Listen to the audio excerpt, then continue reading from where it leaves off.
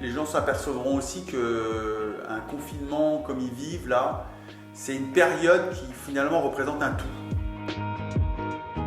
C'est une période, moi j'ai souvent l'impression que un tour du monde, c'est un peu comme une vie entre parenthèses, c'est une vie supplémentaire, c'est une chance de plus d'avoir été passé le Cap Horn.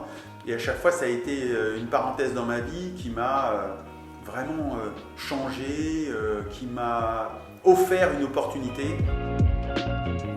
Tu rentres d'un tour du monde qui a duré, encore une fois, comme mon premier Vendée Globe, un peu plus de 100 jours. Et puis quand tes enfants, ton épouse, ta mère, elle réclame tout de suite d'embrasser ou de... Non pas que ça soit douloureux, parce que ça te fait plaisir aussi, mais ce contact d'un seul coup brutal où tu prends tout et il faut tout, et ce choc de l'émotion, il est à la fois assez fabuleux et c'est vraiment comme un électrochoc ou comme quelque chose qui est une montée chimique dans ton corps et dans ta tête qui fait que... Et à la fois, on a du plaisir aussi à se griser de ça. Dans ce tour du monde, 49 jours, 3 heures, il y a eu beaucoup de moments très forts, très importants pour moi, c'est vrai. Le passage de cet avion de la Marine nationale qui arrive et qui me fait cet hommage incroyable, et ça restera pour moi quelque chose de très très fort. Et c'était un sas avant de retrouver tout le monde et retrouver la foule.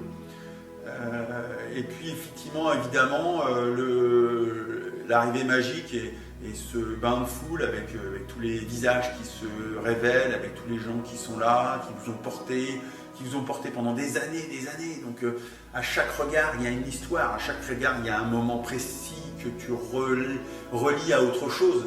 Donc ce cheminement, il est magique. On voudrait vivre des moments comme ça plus souvent, hein, et à la fois c'est leur rareté qui fait que leur beauté, ça c'est certain, j'en suis conscient.